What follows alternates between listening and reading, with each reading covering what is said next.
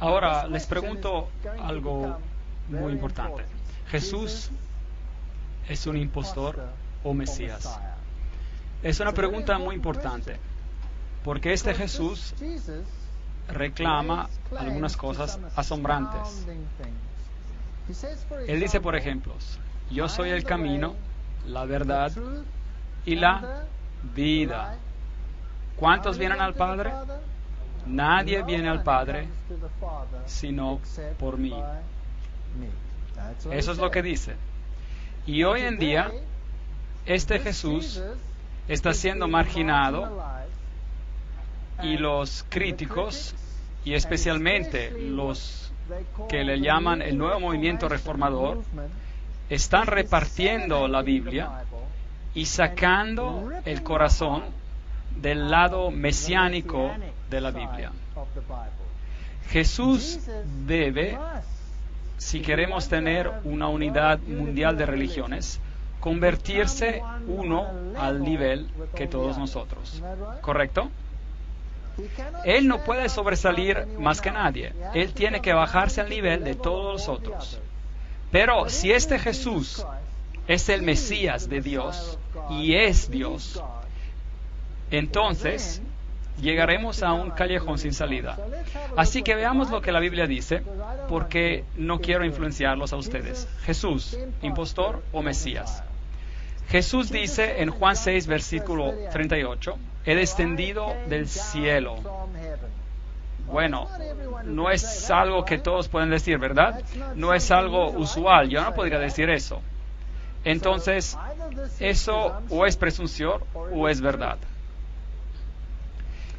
Evidencia que demanda un veredicto o fallo. Un libro de Josh McDowell que dice, algunos escépticos sugirieron que estas profecías, las profecías de Jesús y profecías del Mesías, fueron accidentalmente o coincidentalmente cumplidas por Jesús.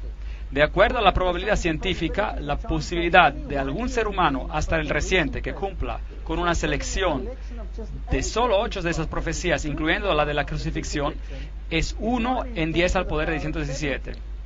Y aquí estamos considerando solo 8 profecías. ¿Y qué tal si consideráramos 48 profecías? Entonces la posibilidad sería virtualmente 0, es decir, 10 al poder de 157. Y se debe recordar que el número de partículas definidas en el universo entero es solo de 10 al poder de 18. Así que este es el número de partículas de billones sobre billones de universo tras universo al infinito. Increíble. Y si consideramos todas las 61 profecías, creo que hay más profecías aún, y cada una de ellas está cumplida por Jesucristo. Números 24:17 dice, saldrá la estrella de Jacob. Él sería precedido por un mensajero. Solo voy a mencionar algunas de esas profecías, no voy a enfocarme mucho en todas ellas. Quiero hablarles de una profecía específica esta noche. Brevemente vamos a repasar algunas de esas profecías antiguas. Isaías 43, una voz que clama en el desierto, preparad un camino a Jehová, nivelad una calzada en la estepa de nuestro Dios. Así que la Biblia predice que el Mesías sería predecido por un mensajero.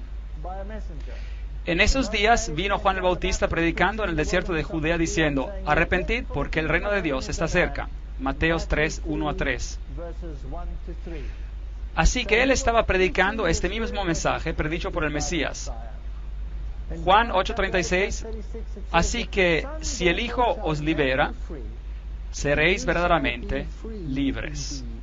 Es una profecía muy importante.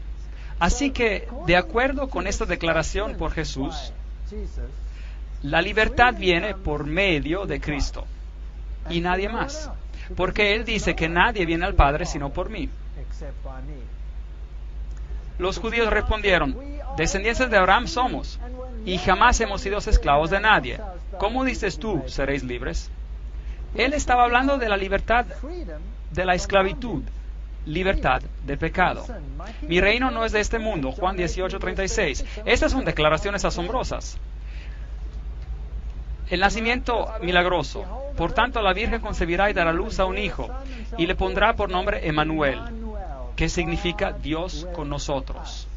No cualquiera persona, Dios con nosotros. Pero a lo mejor alguien dice, no se lo llamó Emmanuel, se lo llamó a Jesús. Vean, en los tiempos antiguos, el nombre se refería a algo. Tenía un significado. No era solo un nombre objetivo, tenía significado. Así que Emmanuel significa Dios con nosotros. Josué, el cual es traducido en griego como Jesús, significa Jehová el Salvador.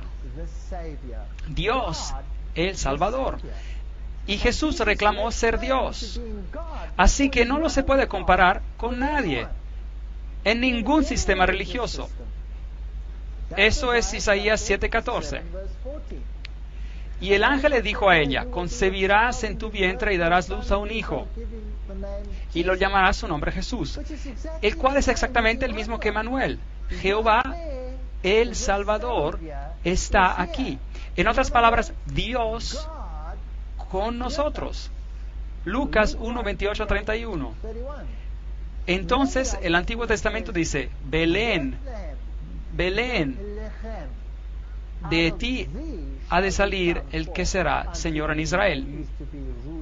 Miqueas 5:2.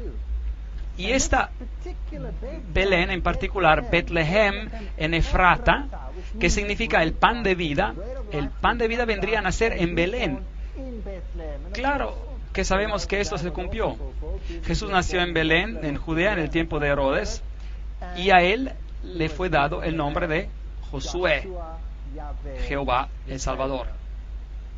Jesús dijo, me ha ungido Jehová, me ha enviado a predicar buenas noticias a los pobres. Esta es una profecía del Antiguo Testamento también. A vendar a los quebrantados de corazón y publicar libertad a los cautivos y a los prisioneros apertura de la cárcel. A proclamar el año de la buena voluntad de Jehová y el día de venganza del Dios nuestro. A consolar a todos los que están de luto. Isaías 61, 1, 2. Lucas 4, 10, 18, 19. Nos dice eso que es exactamente lo que Jesús declaró de sí mismo. Él declara que el Mesías haría milagros, luego los ojos de los ciegos serían abiertos, los oídos de los sordos oirán, entonces el hombre cojo saltará como un ciervo y el mudo cantará. Y en el Nuevo Testamento, Mateo nos dice, Lucas nos dice, que Jesús sanaba todo tipo de enfermedades, a ordenar a que a los afligidos de Sión se les dé esplendor en lugar de ceniza, aceite de gozo en lugar de luto, manto de alegría en lugar de espíritu angustiado. Isaías 61:3. Salmo 78:2 dice que el Mesías hablaría en parábolas. Mis labios pronunciarán parábolas. Mateo 3:34. La Biblia predijo también la entrada triunfal y se encuentra en Zacarías 9:9. Mira que tu rey vendrá a ti justo y salvador, pero humilde, cabalgando sobre un asno. Todas estas cosas son predicciones del Antiguo Testamento. Aún el hombre de mi paz, en quien yo confiaba, el que de mi pan comía, alzó el pie contra mí. Se cumplió y leemos en Mateos que Judas Iscariote hizo precisamente eso. ¿Y qué tal ese texto en Zacarías 11, 12, 13? Entonces pesaron mi salario 30 piezas de plata. Hasta el precio fue pagado por este engaño. Se encuentra en el Antiguo Testamento. Tomé entonces las 30 piezas de plata y las eché en el tesoro de la casa de Jehová. Y es exactamente lo que hicieron. Compraron el campo del alfarero porque no quisieron usar ese dinero por otra cosa, porque era el dinero que había causado la muerte de Judas. Y Judas fue al príncipe de los sacerdotes y dice, ¿me queréis dar y yo los entregaré? Y le dieron las 30 piezas de plata. Y arrojó las 30 piezas de plata en el templo y se fue. ¿Y qué hicieron? Compraron el campo del alfarero.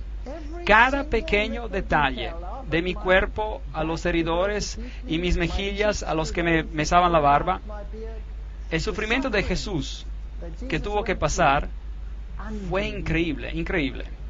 No aparté mi rostro de injurias y de esputos. Él pasó por tribunales 7 veces y fue golpeado en la cara, antes Caifás, luego antes Ananías, delante del tribunal en la noche, luego al tribunal de los oficiales romanos, luego fue llevado con Herodes, de vuelta a Pilato. 7 veces pasó por tribunales. No aparté mi rostro de injurias y de esputos. Isaías 56. Entonces lo escupieron en el rostro y le dieron puñetazos. y otros lo abofeteaban. Dice la Biblia que lo golpearon una y otra vez y otra vez y otra vez. Me odian sin causa alguna, Salmo 69. Y luego él sería rechazado. La Biblia predijo, me odian sin causa alguna, Juan 15.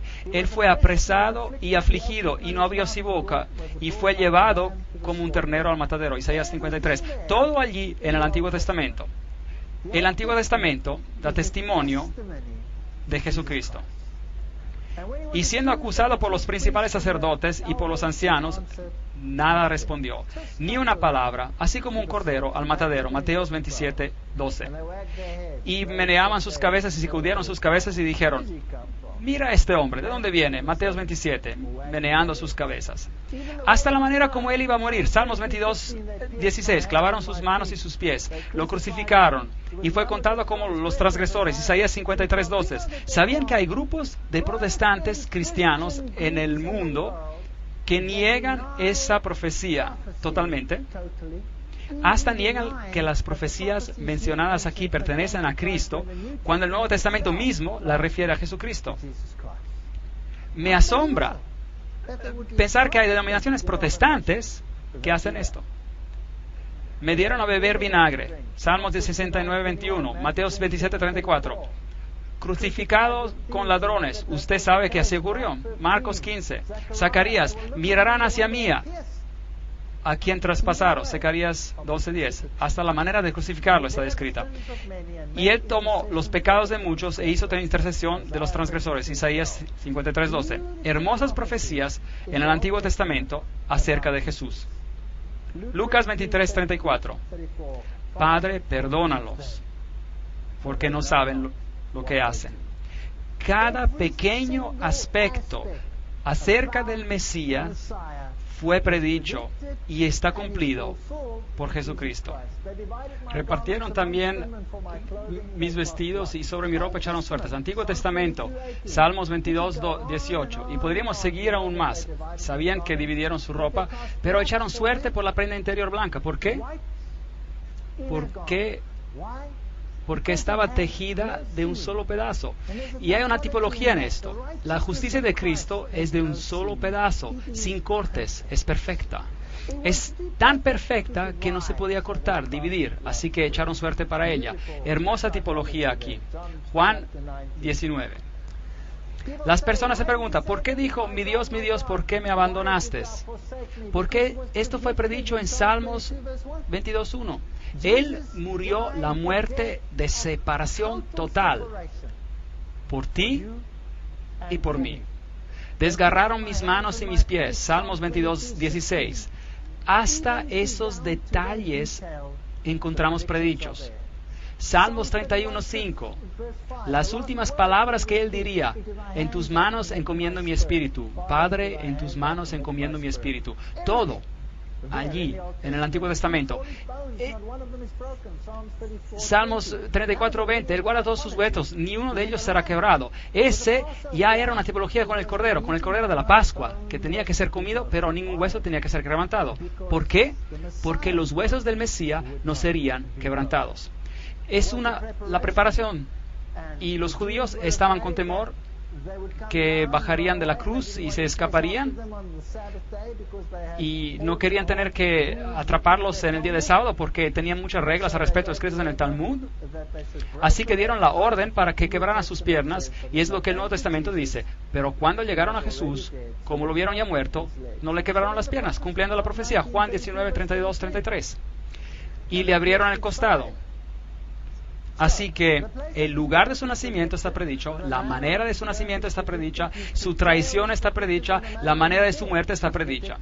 En gran detalle les he dado ahora solo un bosquejo, y todavía no hemos entrado en los detalles, los matices, los detalles finos. Es absolutamente sorprendente. Aquí tenemos una declaración hermosa. Cristo fue tratado como nosotros nos merecemos, para que nosotros seamos tratados como Él se merece. Él fue condenado por nuestros pecados, en los cuales Él no tiene parte, para que seamos justificados por su justicia, en la cual nosotros no tenemos parte. Él sufrió la muerte que ha de ser nuestra, para que nosotros recibamos la vida que ha de ser suya. por sus llagas fuimos nosotros curados. Isaías 53:5. Hermosa declaración. De tal manera amó Dios al mundo que ha dado su Hijo unigénito para que a todo aquel que cree en Él no se pierda, sino que tenga vida eterna. Isaías 53 dice, su tumba sería con los impíos. Muy interesante. Mas con los ricos fue en su muerte. Entonces Él murió entre los impíos y un hombre rico le dio la tumba. Y Mateo 27, 57 y 60 confirma esta misma declaración. Así que la manera de su muerte, la manera como fue sepultado, todo está en el Antiguo Testamento.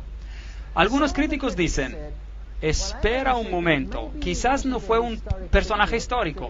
Quizás los escritores del Nuevo Testamento escribieron todas esas cosas para hacer ver como si Jesús hubiera cumplido las profecías. Ahora, espero que usted se den cuenta que los escribas y los fariseos nunca entendieron las profecías, porque si hubieran aceptado el Mesías, si no lo hubieran aceptado, ¿correcto? Entonces aquí tenemos una teoría de que todos estos hechos han sido cambiados y nos dicen que individuos mencionados en historia como Pilatos no fueron personajes históricos. Bueno, tengo noticias para estos críticos. He aquí una placa que fue encontrada, esta en exhibición en uno de los museos en Israel, con los nombres de Tiberios y Poncios Pilatos están ahí. Figuras históricas. Y ahora vamos a ver a algunos historiadores. Tácito, por ejemplo, que vivió en el año 115 después de Cristo y habla acerca de la persecución de Nerón y los cristianos en el año 46 después de Cristo y dice, Cristos, el cual derivaron su nombre, fue ejecutado por las manos del procurador Pontios Pilatos en el reino de Tiberio. Así que acá tenemos una fuente extra bíblica, la cual dice cuándo pasaron esas cosas. Luego tenemos a Suetonio, el historiador romano, escribiendo en el 120 después de Cristo y dice, cómo los judíos estaban constantemente haciendo estorbos. Recuerden que los cristianos eran contados como una secta judía y entonces se llamaban judíos. Estorbos instigados por Crestos, el emperador Claudio lo expulsó de Roma. Y el Talmud, que es la tradición judía, dijo que en el día de la Pascua crucificaron a Jesús de Nazaret. Así que hay acá fuentes afuera de las Escrituras que confirman este asunto. Jesucristo era siempre central. El Mesías era siempre el centro de la religión de Israel. Si mira al santuario que tenía que ser construido, cada objeto, cada parte del servicio que ocurría en el santuario es una referencia a Cristo.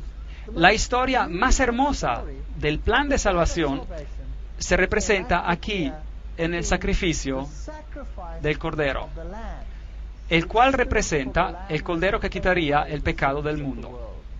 Si entra a este santuario, había un lavador que representa las consecuencias de sus acciones, lavados de sus pecados, de confesar sus pecados. Jesucristo la luz del mundo, Jesucristo el pan de la vida, Jesucristo el intercesor, Jesucristo el misericordioso. Todo está allí. Es una historia hermosa, pero no tenemos tiempo para entrar en eso. Hasta en la tipología del sumo sacerdote. El sumo sacerdote representaba a Jesucristo. Era un símbolo porque Pablo dice, tenemos un sumo sacerdote. Es Jesucristo el que ha entrado en la majestad del cielo. Hebreos 8, 1, 2. Tenemos un sumo sacerdote, el cual se sentó a la diestra del trono de majestad en los cielos. Él es el ministro del santuario y de aquel verdadero tabernáculo que levantó el Señor y no el hombre. Tema muy interesante. Porque no entró Cristo en el santuario hecho por los hombres, figura del verdadero, sino en el cielo mismo. Así que esa era una figura, era simplemente un tipo para presentarse ahora por nosotros ante Dios. Él entró en el mismo cielo, Hebreos 9:24. Todo el Antiguo Testamento es una tipología de las mismas acciones de Jesús. Así que ahora tenemos un problema. El mundo va a esperar muy pronto que todos reconozcan a todos como iguales. Pero la Biblia dice que hay solo un camino a la salvación y ese es por medio de Jesucristo. Y que Jesús no era uno de muchos profetas en este mundo, pero era el Mesías predicho. El Dios hecho hombre, el que bajaría del cielo para pagar el precio del pecado, para ti y para mí, y salvación. Y tenemos que saber qué opinamos sobre este asunto. Bueno, hay una fantástica profecía en Daniel que ha puesto este asunto más allá de cualquier sombra de duda. Tanto así que es una pesadilla para aquellos que quieren rechazar a Jesucristo como el Mesías. En Daniel capítulo 8 tenemos un recorrido a través de la historia, como lo hicimos en Daniel capítulo 2, donde estudiamos de la cabeza y de los brazos de plata y el bronce y el hierro. Pero aquí toda la historia se repite representada por animales. Aquí tenemos un carnero particular con 2 cuernos, uno más grande que el otro, y la Biblia nos dice que quién es, no tenemos que adivinar, y la Biblia nos dice que es una referencia a los medios y los persas, y después de hablar de estos 2 cuernos, nos dice que un macho cabrío vino con un cuerno notable entre sus ojos, y nuevamente no tenemos que adivinar, nos dice que el cuerno prominente representa el primer rey de Grecia. ¿Quién era? Pues Alejandro el Magno. No tenemos que adivinar, la Biblia nos dice exactamente lo que representan estos símbolos. Y dice que él se acercó y atacó al carnero con los 2 cuernos y le quebró los 2 cuernos. Medo-Persia fue conquistada. Así que el macho cabrío viene volando, choca contra el otro y se quiebra su cuerno. Y Daniel 8:8 nos dice, el macho cabrío creció en gran manera, pero cuando estaba en su mayor fuerza, aquel gran cuerno fue quebrado.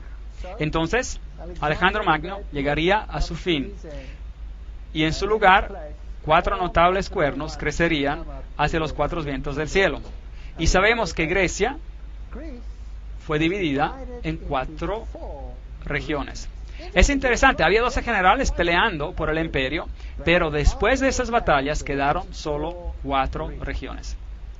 De una de ellas salió un cuerno pequeño que creció mucho hacia el sur y el oriente y hacia la tierra gloriosa. Creció hasta llegar al ejército del cielo y parte del ejército de las estrellas echó por tierra y las pisoteó. Aún se engrandeció frente al príncipe de los ejércitos. Por él fue quitado el sacrificio continuo. La palabra sacrificio está escrita en cursivo, significa que no existe en el texto original. Eso es lo que significa en la versión King James en inglés. Cuando escriben una palabra en cursivo significa que no está en el original.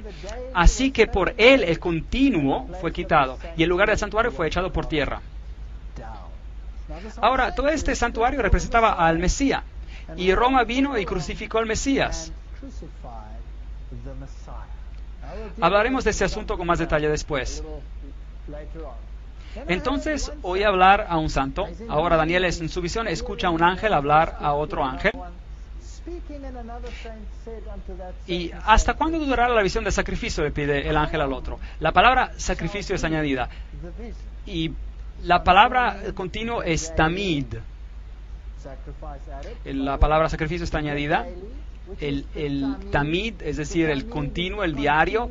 El tamid significa continuo. El tamid era el fuego que estaba quemando siempre, y cuando los hebreos veían el fuego que siempre quemaba, sabían que había un sacrificio quemándose en su favor, representando la expiación de Cristo. Y podremos volver a este tema más tarde en una lectura.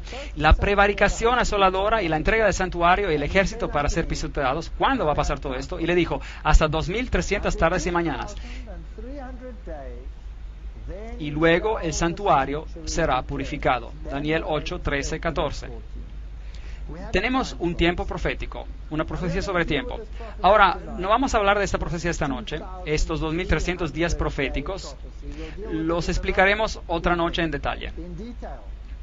Así que no quiero hablar de esto en detalle, pero Daniel está hablando acerca de una profecía sobre un periodo de tiempo definido.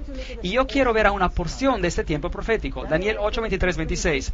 Al fin del reinado de estos, cuando los transgresores llegan al colmo, se levantará un rey altivo de rostro y entendido en enigmas, y él se levantará contra el príncipe de los príncipes, pero será quebrantado, aunque no por mano humana. Allí tenemos la frase, no por mano humana. Increíble profecía. La vamos a explicar más allá. Y vamos a ver quién va a estar en control justo antes de que Cristo venga. La visión de las tardes y las mañanas que se ha referido es verdadera. Y tú guarda la visión porque es para muchos días. para el futuro. Él dijo, hasta 2300 días, entonces el santuario será purificado. Entonces aquí hay una visión que le fue dada a Daniel y él no la entiende. No la entiende para nada. Y se le dice, no te preocupes, no las tienes que entender, concierne el futuro distante y será desellada más tarde y no ahora. Y no vamos a tratar de este asunto en esta conferencia, trataremos de este asunto en otra conferencia. Entonces, Daniel está pensando acerca de esta visión y no la entiende. Está allí parado. Daniel 8:17. Vino luego cerca de donde yo estaba y al venir me asusté y me postré sobre mi rostro. Daniel está en visión y ve a este ser celestial y se postra delante de él. Entiende, hijo de hombre, que la visión es para el tiempo de la fin. Entonces la visión concierne el futuro, concierne el tiempo de la fin. Y tiene tantos aspectos que preocupan a Daniel. Y el capítulo 9, Daniel 9, desde el versículo 20 en adelante, tenemos una explicación de parte de la visión. Así que aún estaba hablando en oración cuando el varón Gabriel, ahora ese es el ángel Gabriel, volando con presteza, vino a mí diciendo, Daniel, ahora he salido para darte sabiduría y entendimiento. Entonces ahora él le va a explicar algo. Así que queremos saber de qué se trata. Y aquí vamos. Preparados. 70 semanas están determinadas sobre tu pueblo y tu santa ciudad. ¿Cuántos días en una semana? 7. Entonces, 70 semanas sería 7 por 70, 70 por 7, llegaremos a los días. 70 semanas están determinadas sobre tu pueblo. Esos son los judíos. Y tu ciudad santa, ¿cuál es esta? Jerusalén. Para terminar la prevaricación, poner fin al pecado y expiar la iniquidad para traer la justicia imperdurable. Sellar la visión y la profecía y ungir el santo de los santos. Daniel 9:24. Tremenda visión, tremenda profecía. Así que las 70 semanas están determinadas, literalmente dice cortadas, de ese periodo de tiempo indicado, y todo esto se cumple, todo lo que se acaba de hablar. Fin de los pecados, reconciliación por la iniquidad, traer la justicia perdurable. Ahora, ¿quién hizo todo esto? ¿Quién trae la justicia perdurable?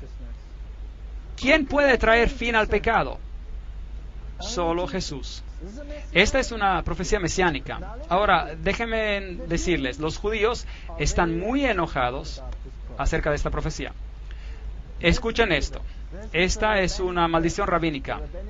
La maldición rabínica. Y se encuentra en la ley del Talmud en página 978, sección 2, línea 28. Permítanme leerla. Que los huesos de sus manos y los huesos de sus dedos se caigan y se descompongan de aquel que dé las vueltas a las páginas del libro de Daniel para encontrar el tiempo de Daniel 9, 24, 27, hasta 27. Y que su memoria desaparezca de la faz de esta tierra para siempre. Increíble. Estos hombres hablan en serio. ¿Estaría de acuerdo? Entonces, tengo que preguntarles algo. Les pregunto algo, pues. ¿Están dispuestos a ir adelante a pesar de esta maldición? Porque si ustedes van a calcular conmigo el periodo de tiempo descrito en Daniel 9, 24, 27, entonces esa maldición debería teóricamente caer sobre nosotros. Pero déjeme decirle algo. Yo sirvo a alguien más grande que esa maldición. No tengo miedo de esa maldición. Y sé por qué ellos tienen esa maldición. Porque si esa maldición no estuviese ahí, alguien podría calcular el periodo del tiempo de esa profecía y enterarse de quién realmente deberían servirle. Veamos. Quitado, cortado, determinado, separado de 70 semanas quitadas de la profecía más grande para los judíos. Ahora, echémosles un vistazo. En profecía, un día vale un año. Una semana son 7 días, es decir, un día por un año. El principio de un día por un año significa que la semana vale 7 años. Ahora, ¿puedo decir yo eso?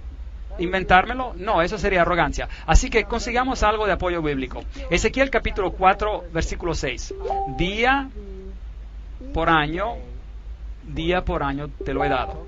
Se está hablando en el sentido profético. Números capítulo 14, 34, por ejemplo, dice: conforme al número de los días, de los 40 días que empleáis en reconocer la tierra, cargaréis con vuestras iniquidades 40 años, un año por cada día. Así que entonces pongamos a prueba el concepto. Apliquemos el principio día-año y el número de 70 semanas y a ver a dónde nos lleva. 70 semanas están determinadas sobre tu pueblo. 70 semanas, bueno, una semana tiene 7 días, entonces ¿cuánto es en días? Son 490 días, y este es el resultado de los 490 años proféticos que están determinados, cortados. Cortados, determinados, quitados ¿de qué? Obviamente de los 2300 días proféticos de los cuales el ángel estaba hablando previamente. Así que eso nos lleva a 2300 años. 490 años cortados, quitados para los judíos. Eso es lo que significa. Bueno, analicemos un poco más. Entonces el santuario sería purificado al final de ese periodo. Ahora, voy a hablar solo de esta parte de la profecía esta noche, solo de las 70 semanas. Para poder descubrir de qué se está hablando, tenemos que saber cuándo empieza esta profecía, ¿correcto? Entonces, ¿cuándo empiezan esos 2300 años? Entonces, ¿desde cuándo empezamos a contar las 70 semanas? Hecho que el código rabínico nos dice que no podemos estudiar. Bueno, Daniel 9:24 nos da la respuesta. Hay una maldición sobre este verso. Interesante, que los rabinos decidieron maldecir una parte de Daniel. ¿No los confunde esta noche? Ciertamente me confundiría a mí, y porque realmente me confundió mucho. 70 semanas son determinadas sobre su pueblo. Sabe pues y entiende que desde la salida de la orden para restaurar y edificar a Jerusalén, ¿hasta qué? Hasta el Mesías. Así que desde la salida de la orden para restaurar y edificar a Jerusalén, recuerden que Daniel estaba cautivo. Jerusalén está destruida y ahora está desolada por 70 semanas. Y empezamos a contar ¿cuándo? Desde el tiempo cuando el decreto sale, desde que sale el decreto, la orden para restaurar y edificar, construir a Jerusalén, hasta el Mesías. El príncipe, habrá 7 semanas y 62 semanas. Y se volverán a edificar la plaza y el muro en tiempos angustiosos. Daniel 9:25. Increíble. Daniel acaba de recibir una profecía mesiánica, diciéndole precisamente cuándo el Mesías vendría. ¿Sabían ustedes que eso está en la Biblia? ¿Sabían esto? Bueno, analicemos estos versículos. 7 semanas, 49 días, 49 años. 62 semanas, 434 días, 434 años. ¿Y dónde nos lleva esto? El decreto para edificar y restaurar Jerusalén. Y entonces pasarían 7 semanas y el templo sería restaurado. Y entonces el Mesías príncipe. Entonces, ¿qué necesitamos? Necesitamos una fecha por aquí, al comienzo. Y podremos identificar este periodo de tiempo, ¿correcto? Necesitamos una fecha de comienzo. Artajerjes, rey de Persia, escribió el decreto en el año 457 a.C. Este decreto daba libertad política total a los judíos. Hubo anteriormente el decreto de Ciro, el cual hablaba solo del templo, pero este decreto de Artajerjes en el 457 a.C. concierne la restauración de Jerusalén. Ahí está. Ahora tenemos una fecha para el comienzo del periodo. Entonces, 457 más 483 es el 49 más el 434 y nos llevan al año 27 después de Cristo. Ahora, ¿qué pasó en el año 27 después de Cristo? 69 semanas, el 483, un día por un año, he apuntado un día por un año, ¿se acuerdan? Un día por un año. Y veamos este decreto, Esdras 7, 12 y 13. Artajerjes, rey de reyes, a Esdras sacerdote y escriba erudito en la ley de Dios del cielo, he dado la siguiente orden: todo aquel que en mi reino pertenezca al pueblo de Israel, que quiera ir contigo a Jerusalén, que vaya. Ese era el decreto. Yo mismo, el rey Artajerjes, doy a esta orden a todos los tesoreros que están al otro lado del río, que todo lo que os pida el sacerdote Esdras, escriba de la ley del Dios del cielo, se le concepta puntualmente. Esdras 7:21. Y además, una placa arqueológica ha sido encontrada, confirmamos la fecha del 457 antes de Cristo. Así que esta fecha queda sin duda. No puede haber argumento acerca de la fecha, se encuentra escrita en piedra. 457, 490 años. El total de la profecía son 2300 años. Sabe pues y entiende que desde la salida de la orden para restaurar y edificar a Jerusalén hasta el Mesías el príncipe, habrá 7 semanas y 72 semanas. Ahora, 7 más 62 es ¿cuánto? 69 semanas. El total de la profecía concierne ¿cuántas semanas? 70. Así que hay otra semana más.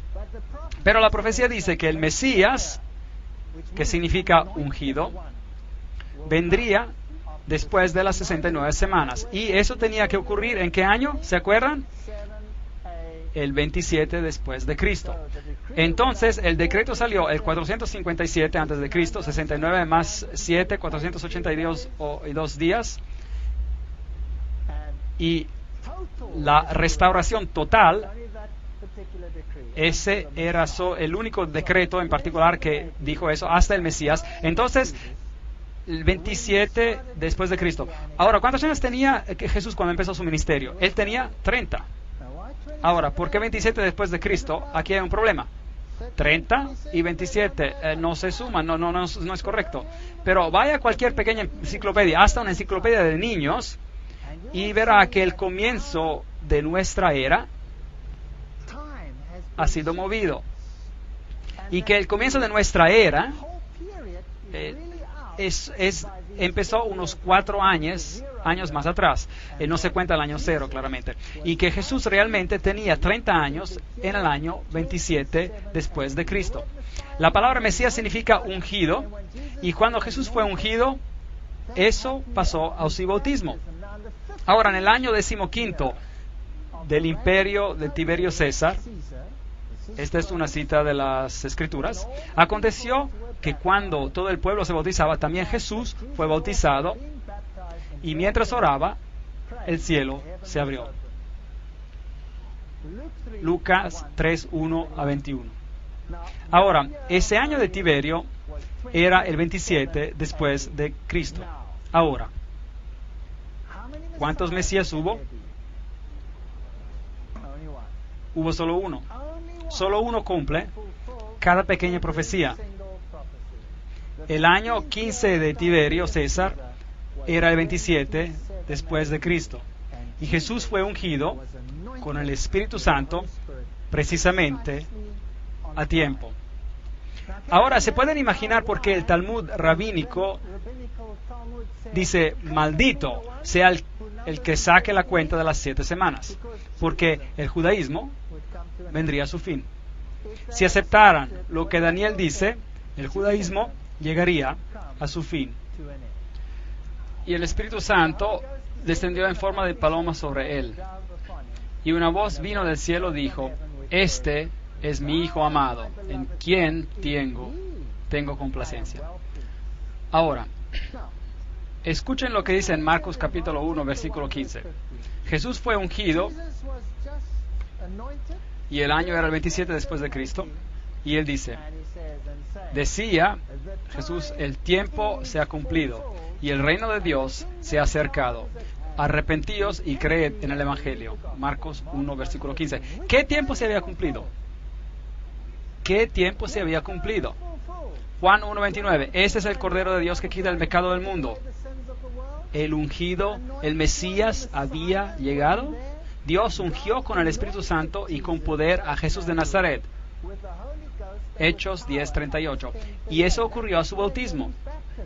Así que el Mesías vendría y tomaría el pecado del mundo sobre él. Y esto fue predicho precisamente en la Biblia. La fecha. Gálatas 4:4. Pero cuando vino el cumplimiento del tiempo, Dios envió a su Hijo. ¿Cuál cumplimiento del tiempo? Había una profecía que tenía que ser cumplida. Y solo Jesús la cumple. Nadie más. Y voy a ponérselo bien en claro. Nadie más.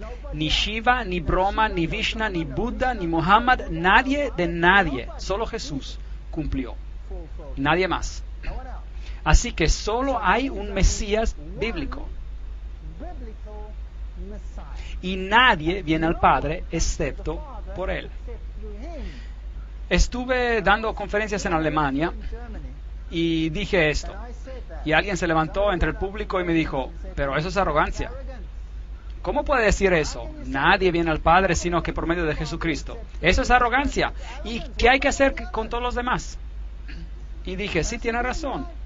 Suena arrogante decir que con nadie se puede, excepto por medio de este individuo en particular. Pero si alguien viene a mí y me dice, y yo estoy sentado con mi hijita, y él me dice, ¿eres tu padre esta niña? Y digo, sí, soy el padre de esta niña.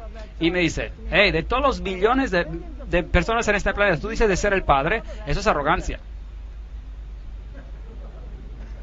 Bueno, saben amigos, quizás sea arrogancia, pero también podría ser un hecho. ¿Correcto? Aunque mi hermana diga que la paternidad es una opinión y la maternidad es más bien un hecho. Así que quizás podríamos discutir sobre el asunto, pero el hecho es que el punto de que estoy haciendo es que si Jesús es el Mesías, y si Jesús es Emmanuel, y si Jesús es el Josué, el Jehová, el Salvador, entonces nadie más cumple. ¿Correcto o incorrecto? Y si Él es el Creador, nadie más califica, ¿cierto? Entonces, ¿puedo aceptar la confusión? ¿O debo que tomar una decisión? ¿Y qué tal si se me dicen de reverenciar a alguien más? Bueno, les tengo noticias interesantes. En mi país, en Sudáfrica, están saliendo con nuevas leyes y nuevos currículos y estos van a ser filtrados por todo el mundo. Todo el mundo los va a recibir. Y en nuestro sistema de escuelas tenemos algo llamado Currículo 2005, el cual significa que en el futuro nuestros niños deben ser entrenados en todas las religiones, decir todas las oraciones de todas las religiones, las otras religiones, y reconocer todas las deidades de todas las religiones también. Yo tengo un problema con esto. Tan pronto, no sé, quizás habrá esa imagen y tendré que decir, bueno, lo siento, pero no puedo hacer eso. Cuando el cumplimiento del tiempo llegó, Dios envió a su Hijo, Gálatas 4:4. ¿Y qué pasa en la semana número 70? Saben que hay personas que ahora mismo, hay muchas maneras de interpretar profecía en este mundo, y algunos toman esta semana número 70 y la arrojan al futuro, un futuro indefinido, y dicen que esta semana pertenece al anticristo. Pero un momento, las 70 semanas pertenecen a los judíos para terminar la transgresión, para traer la justicia perdurable. Todo este periodo es mesiánico. Todo es mesiánico. Después hay las 62 semanas. Y el Mesías debe, ¿qué dice ahí? Será quitado, pero no por sí mismo. ¿Qué significa esto? Él morirá, pero no por él mismo. ¿Por quién, pues? Por nosotros. Ahora se vuelve interesante, en extremo interesante. Y las personas del príncipe que vendrá destruirá la ciudad. Ahora, aquí tenemos un quiasmo, es decir, un quiasmo, un paralelismo entre dos fuerzas opuestas. Se habla de dos fuerzas que obran. De un lado el Mesías y el príncipe, y del otro uno que vendrá a destruir la ciudad. ¿Y quién era este último? Roma. Roma vino y destruyó la ciudad en el 70 después de Cristo. Se quitará la vida del Mesías y nada ya le quitará. El pueblo de un príncipe que ha de venir a destruir a la ciudad del santuario, y su final llegará como una inundación, y hasta el fin de la guerra, hasta el fin habrá guerra que durarán y las devastaciones. Daniel 9, verso 26. Y después Él confirmará el pacto con muchos, por una semana. Aquí ahora, el Mesías, el otro príncipe y el Mesías. Así es como el quiasmo, el paralelismo funciona. El Mesías confirmaría un pacto con muchos por una semana, pero ahora note esto. A la mitad de la semana hará cesar el sacrificio y la ofrenda. Increíble. ¿Cómo trajo el Mesías a su fin el sistema de sacrificios? Él se convirtió en el sacrificio. Él se convirtió en el sacrificio. Así que ahora tenemos la semana número 70. Ahora, amigos, por favor, piensen acerca de esto. La semana número 70 todavía pertenece al Mesías y no se puede arrojar al futuro. Porque en el medio de esta semana, y por si acaso, la mitad de 7, ¿cuánto es? 3,5. ¿Y por cuánto tiempo estuvo Jesús activo después de su unción? 3 años y medio. En el medio de esa semana, Él fue quitado, pero no por ti y por mí, y Él trajo fin al sistema de sacrificios, porque Él se convirtió en el Cordero de Dios que quita el pecado del mundo, ¿no es cierto? Entonces solo Él puede cumplir esta parte de la profecía. Por eso, ¿no puedo echarlo al futuro o todavía pertenece al tiempo de Cristo? Pertenece al tiempo de Cristo. Él traerá fin al sacrificio y a la ofrenda. Hay una semana profética o 7 años literales que quedan en nuestro tiempo de profecía que estamos analizando. ¿Cuál es la mitad de 7? 3,5. 3 años y medio desde el otoño del año 27 nos lleva a la primavera del año 31 después de Cristo. Así que tenemos el año 27 y 3,5 y el sistema de sacrificio de los judíos, simbolizados por el templo, llega a su fin. El Mesías sería quitado, pero no por sí mismo. Es fenomenal. Esta profecía antigua apunta a Jesús y a nadie más. A pesar del disgusto de muchos líderes religiosos en el mundo hoy en día. La semana número 70, 31 después de Cristo, Jesús murió, pero aún nos quedan 3 años y medio. 70 semanas están determinadas, asignadas a los judíos. ¿Qué pasó en el 34 después de Cristo? Déjeme decir algo. Jesús dijo a los judíos, a estos discípulos de él, vayan primero a los hijos perdidos ¿de quién? De Israel. Id primero a los hijos perdidos de Israel. Él no los rechazó aún después de su muerte. Él dijo, id primero a los hijos perdidos de Israel. Y trabajaron primero entre los judíos. Pero luego, en el 34 después de Cristo, algo pasó. Algo pasó. Apedrearon a Esteban y los cristianos huyeron. ¿Y quién los persiguió?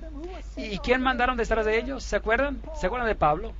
Pablo recibió una visión y él fue nombrado apóstol ¿de quiénes? De los gentiles. Y Pedro recibió una visión de una sábana bajando llena de cosas impuras y es enviado a Cornelio, un gentil. Y él va a Cornelio y le dice que Dios le ha mostrado en una visión que él no debe llamar a ningún hombre impuro. Y ¿saben lo que él dice? Es contra la ley para los judíos asociarse con un gentil, pero Dios me ha mostrado en la misión que yo puedo ir a ustedes. Así que en el año 34 después de Cristo, Esteban es apedreado. La comisión de que el evangelio sería llevado por los judíos o por medio de los judíos viene a su fin y los gentiles siguen adelante con el mensaje. Ellos predican el Cristo resucitado. ¿No es interesante? Y cualquier judío que quiere ser injertado en la viña puede ser injertado, pero tiene que reconocer a Jesucristo como su Salvador personal y por tanto en ese sentido de devenir cristiano. Y si tú estás en Cristo, entonces tú eres parte de la simiente de Abraham. Es solo así como funciona. Cristo fue sacrificado exactamente a tiempo, de acuerdo con la profecía, exactamente como la profecía predijo que pasaría. Y en medio de la semana, Él fue crucificado, pero todavía la misericordia perduró hasta que ellos totalmente rechazaron, no solo a Cristo, pero también a sus seguidores. De acuerdo con la profecía de Daniel, el pacto de Dios con los judíos terminaría el año 34 después de Cristo, y de aquí en adelante se necesita ser injertados en la viña. Ellos predicaron y fueron rechazados. Aquí en la puerta de las ovejas es por donde lo trajeron a Jesús, donde crucificaron al Salvador. Lo querían como rey de reyes y querían que él destruyera a los romanos, pero él vino a destruir a sus pecados. Con todo, yo enseñaba a andar a Efraín, tomándolo por los brazos, mas ellos no comprendieron que yo los cuidaba. Oseas capítulo 11, versículo 3. Con cuerdas humanas los atraje, con cuerdas de amor, y puse delante de ellos la comida. ¿Cómo podré abandonarte, Efraín? Te entregaré yo, Israel. Versículo 8. Jerusalén, Jerusalén, ¿cuántas veces quise juntar a tus hijos como a la gallina a sus polluelos debajo de sus alas? Pero tú no quisiste. Vuestra casa os es dejada desierta. Lucas 13, 33-34. El tiempo cuando ellos serían mensajeros del Evangelio llegaría a su fin. Mientras se acercaba a Jerusalén, Jesús, al verla, lloró por ella, diciendo, si también tú conocieras, a lo menos en este tu día, lo que es para tu paz, pero ahora está cubierto a tus ojos. ¿Por qué? Por la dureza de sus corazones. Vendrán días sobre ti cuando tus enemigos te rodearán con cerca, te sitiarán y por todas partes te estrecharán, te derribarán a tierra y a tus hijos dentro de ti, y no dejarán en ti piedra sobre piedra. Lucas 19, 43, 44. ¿Fue cumplido? Sí. Mira, vuestra casa os es dejada desierta. Así que el Evangelio viene llevado por los gentiles. Por si acaso, ¿qué significa desierto? Desierta la ciudad. ¿Significa que hay algo queda? ¿Que hay vida? Nada. Nada del todo. Nada del todo se queda. En el medio de la semana, Cristo el Mesías haría que el sistema de sacrificio terminaría. Estos versículos nos dicen que el Mesías moriría siendo crucificado en el día 14 del primer mes de judío, en el año 31 después de Cristo. Y cada detalle ha sido cumplido por Jesucristo. Ahora note esto. La Biblia dice en Marcos 15:38, entonces el velo del templo se rasgó en dos, de arriba abajo. No de abajo arriba, no, de arriba abajo. ¿Quién lo rasgó? Dios. Él lo rasgó. Ahora, cuando el velo se rasgó, entonces el camino al lugar santísimo estaba abierto, lo cual significaba que cualquier judío podía ver el lugar santísimo y vivir. Increíble. ¿Por qué? Porque el sistema de sacrificios había terminado. Ahora, piensen en esto. ¿Jesús cumplió con el sistema de sacrificios? ¿Sí o no? Sí, porque habiendo ofrecido un sacrificio, Él lo hizo para siempre. Perfecto. Un sacrificio. Y si yo construyera un pequeño templo y empezara a sacrificar nuevamente, ¿qué estaría diciendo con este hecho? Que Cristo no fue sacrificado y que no cumplió con todo. Así que si ellos quieren construir otro templo, déjenlos hacer, pero no viene de Dios. ¿Han seguido la lógica del tema hasta acá? Entonces el velo del templo se rasgó en dos, de arriba a abajo. Entonces el velo del templo se rasgó en dos, de arriba a abajo. Mateo 27:51. Fue escrito para nosotros. Así que de acuerdo a las profecías de Daniel, el pacto de Dios con los judíos cesaría el 34 después de Cristo, al final de las 70 semanas. Y no se puede arrojar la semana número 70 al futuro, porque el sistema de sacrificios fue terminado por Jesús mismo. Entonces esto encaja en el pasado. 34 después de Cristo, Esteban es apedreado, los líderes judíos rechazan el Evangelio y este va a los gentiles. Gálatas capítulo 3 versículo 29. Y si vosotros sois de Cristo, ciertamente descendientes de Abraham sois, y herederos según la promesa. Así que en otras palabras, cada uno que acepte a Jesucristo es parte de la simiente de Abraham, ¿sí o no? Porque Pablo dice que la simiente es en singular, y eso significa que se refiere a Jesús y nada más. Ni circuncisos y no circuncisos significa nada. Lo que cuenta es una nueva creación. Paz y misericordia a todos los que siguen esta regla, hasta el Israel de Dios. ¿Quiénes son esos? los que aceptan a Cristo. Ellos son. Entonces, yo amo a los judíos y tengo muchos amigos judíos y realmente oro con todo mi corazón que acepten el Evangelio. Y espero que haya muchos judíos aquí esta noche.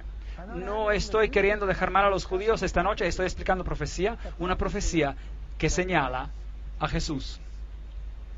Y él dijo, en 2300 días el santuario será purificado.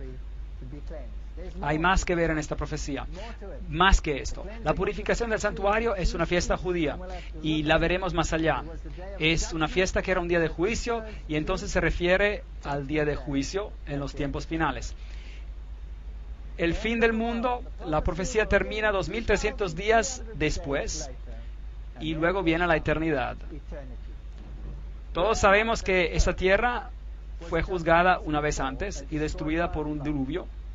Y todos los que no estuvieron en el arca se ahogaron. Y en la misma manera, escudriñad las Escrituras porque a vosotros os parece que en ellas tenéis la vida eterna y ellas son las que dan testimonio de mí.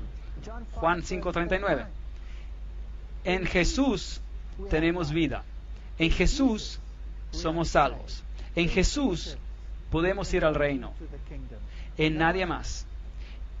Y si entendemos esta profecía, entonces no podemos ser engañados por lo que va a suceder en el mundo. Y quiero advertir a las personas de este país y de todos los países del mundo que este enfrentamiento decisivo pronto ocurrirá. Sirve al Señor y nadie estará perdido. Gracias por venir.